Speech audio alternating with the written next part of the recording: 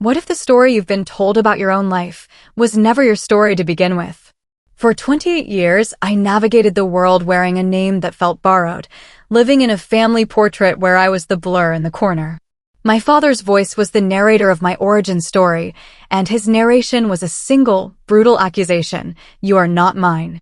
So when he placed a DNA test consent form on the polished oak table and said, "Prove you belong, or I won't walk you down the aisle," I saw it not as an ultimatum, but as a key. I thought it would unlock my mother's freedom from his lifelong suspicion. I never imagined it would unlock a door to a different life entirely, a life that had been running parallel to mine since the very first breath I took. This is not just my story of vindication. It is the story of two daughters, two mothers, a hospital secret, and the staggering weight of a truth buried for nearly 3 decades. My name is Tori. Sit with me. This will take a while, but every word is a piece of a puzzle I spent my whole life trying to solve. The Townsend family home in Fairfield, Connecticut, was a masterpiece of curated normalcy. It was a 6-bedroom Tudor revival, all dark beams and ivy, a house that spoke of old money and quiet power, purchased not through inheritance, but by the sheer, stubborn force of Gerald Townsend's will. He loved to remind us of that. "Everything you see, I built with these 2 hands," he'd say, holding up engineers' hands, strong and capable. But what he had truly built, brick by psychological brick, was a gilded cage for my mother. That particular Sunday, the air in the formal dining room was thick with the scent of rosemary-crusted prime rib and unspoken tension. The Restoration hardware chandelier cast a harsh, interrogative light on the Wedgwood china, each piece polished to a blinding shine by my mother's anxious hands. My brother, Marcus, 31 and the heir apparent to the Townsend legacy of quiet severity, methodically cut his meat, his eyes fixed on his plate as if it contained the secrets of the universe. My grandmother, Eleanor Whitmore, sat ramrod straight at the far end, her silver hair a crown, her hawk-like eyes missing nothing, least of all the way Gerald sipped his Cabernet Sauvignon like a man preparing for battle. My mother, Diane, was to Gerald's right. At 58, she was still beautiful, but it was a faded beauty, like a rose pressed too long in a heavy book. Her Cartier bracelet, a sorry gift after a particularly vicious fight about me years ago, glinted under the light as her fingers nervously pleated her linen napkin into tiny, desperate folds. I was there with Nathan, my fiancé. His presence was my anchor, a warm, steady pressure against my lower back. He represented everything my childhood home was not: light, open spaces, unconditional support. He saw the tightening in my jaw as Gerald cleared his throat, a sound as familiar and foreboding as a judge's gavel. "I have an announcement concerning the wedding," Gerald began, his voice cool and measured. The room stilled. Marcus paused mid-chew. My mother's pleading stopped. "I will not be attending Tori's ceremony," he stated, the words dropping into the silence like stones into a still pond. "Nor will I be walking her down the aisle." My mother's whisper was a shattered thing. "Gerald, please. Not tonight." He ignored her, his gaze fixed on me. It was a look I knew intimately, a mixture of disdain, triumph, and a deep, unshakable resentment. From the inside pocket of his tailored jacket, he produced a single sheet of paper, folded neatly into quarters.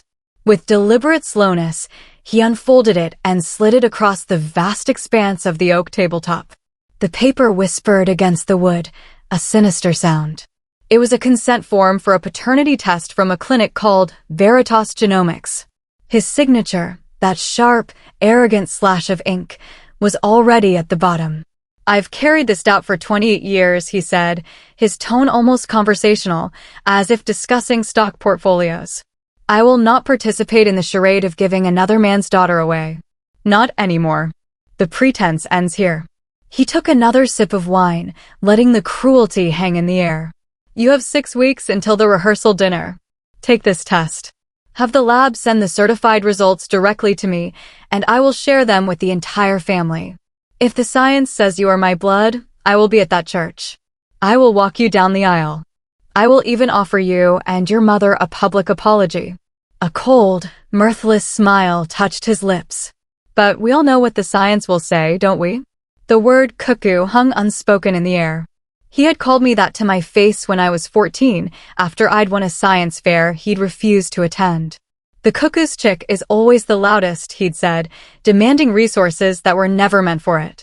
My grandmother's teacup met its saucer with a crack that made everyone jump. My mother began to cry, those silent, dignified tears that had been her trademark for decades. Marcus studied a painting on the wall with sudden, intense interest. Nathan's hand on my back pressed harder, a silent message, stay calm. I looked at the form, then at my father's face, and something cold and solid crystallized inside me. This wasn't a surprise. It was the final, logical move in a game he'd been playing since my birth. The 7-year-old listening at the door, the 12-year-old denied the volleyball uniform, the 18-year-old told to find her real father for tuition, all those moments had been leading here, to this elegant dining room, under this expensive light. I did not cry. I did not rage. I felt a profound, eerie calm. I picked up the paper, examined it as if it were a curious artifact, and set it back down, aligning it neatly with the edge of the table. Thank you for the reminder, Gerald, I said, my voice steady and clear. I'll remember this. I saw a flicker of surprise in his eyes. He expected drama, hysterics, my mother's pleading. He did not expect icy courtesy. What does that mean? He demanded. It means, I said, pushing my chair back and standing, that I will handle this in my own way, in my own time. Come, Nathan. Mother, would you like to join us for air? It's stifling in here. We left him there, the grenade of his ultimatum unexploded on his own table.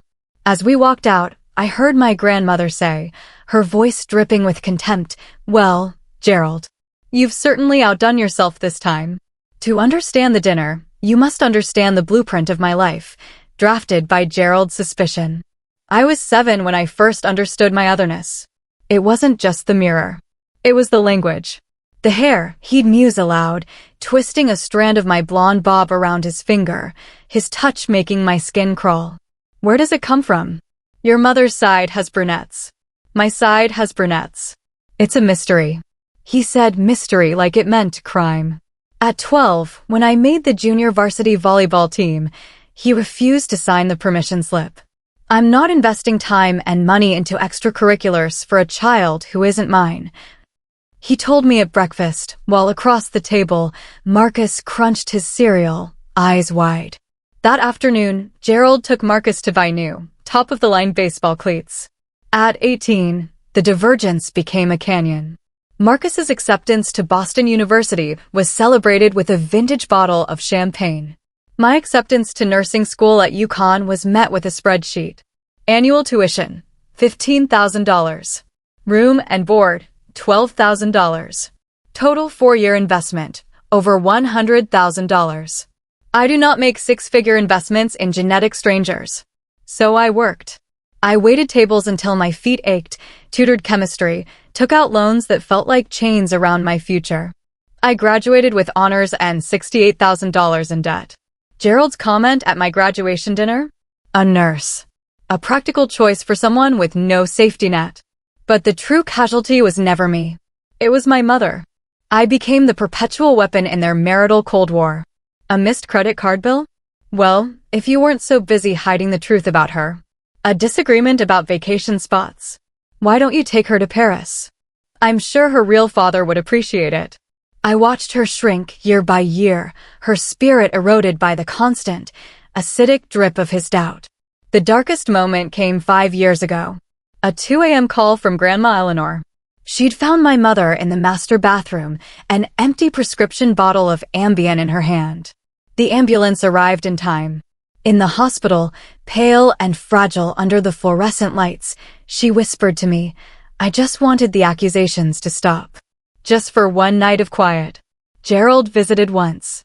He stood at the foot of the bed and said, This is a rather dramatic way to avoid a simple conversation, Diane. He never apologized. He never connected her despair to his persecution. It was my grandmother who, the night before I left for college, pressed a manila envelope into my hands. Everything from the hospital when you were born, she said, her grip fierce. The birth certificate, the footprint card, The discharge papers. Keep it all. Lock it away. Someday you may need it. At the time, I thought she meant for legal reasons against Gerald. I didn't understand she was handing me the first clue to a mystery she herself only half suspected. Back in my Hartford apartment, a sunny, cluttered space filled with Nathan's architectural models and my thriving succulents, the antithesis of the Townsend Museum, I spread the Veritas form on our reclaimed wood coffee table. "He's engineered this," Nathan said, pacing. "He's probably in cahoots with that clinic. The results will be rigged." "He doesn't need to rig them," I said quietly, staring out at the city lights. "He believes them. That's his power. But he doesn't get to control the experiment." I had researched DNA testing facilities months before, a secret hobby born of my own nagging curiosity. I found Helix Guard Diagnostics, a lab used by law enforcement and accredited by the ABB. Completely independent. I booked an appointment for the next day. My mother gave her sample willingly in my kitchen, her eyes red-rimmed but resolute. "I know what this will say. You are my daughter. But if this is what it takes to finally silence him, I'll do it." Her cheek swab was an act of defiance. Gerald's sample required stealth. The following Sunday, under the guise of retrieving a childhood book, I slipped into their house. In the guest powder room, I used tweezers to pluck 5 gray-brown hairs, roots intact, from his prized silver boar bristle brush. I sealed them in the sterile tube, my hands trembling not with guilt, but with a long-suppressed fury. At Helix Guard, Dr. Anya Sharma, a woman with a calm, no-nonsense demeanor, explained the process. "We test 24 genetic markers. Results in 21 business days. Chain of custody is documented and legally defensible. These findings can be used in court." "Court," I echoed. The word felt both frightening and inevitable. 2 weeks later, Gerald turned 60.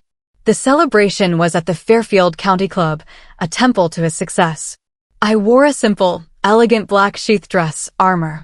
Nathan wore his dealing with Gerald uniform, a neutral expression and a firm hand on my elbow. Gerald held court, basking in the accolades. After his 3rd glass of Bordeaux, he commandeered the microphone.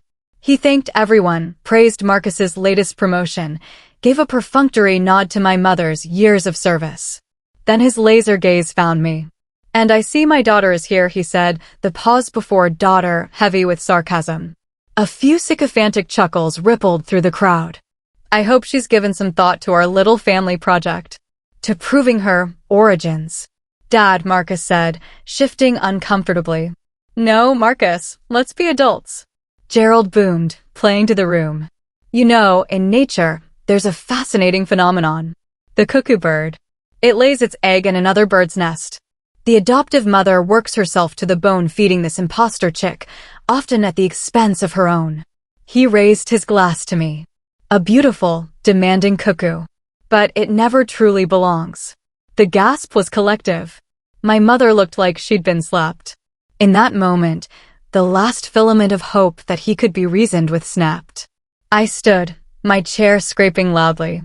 "Thank you for the biology lesson, Gerald," I said, my voice carrying. "And thank you for, once again, reminding everyone here of your unwavering character." I turned to my mother. "Mom,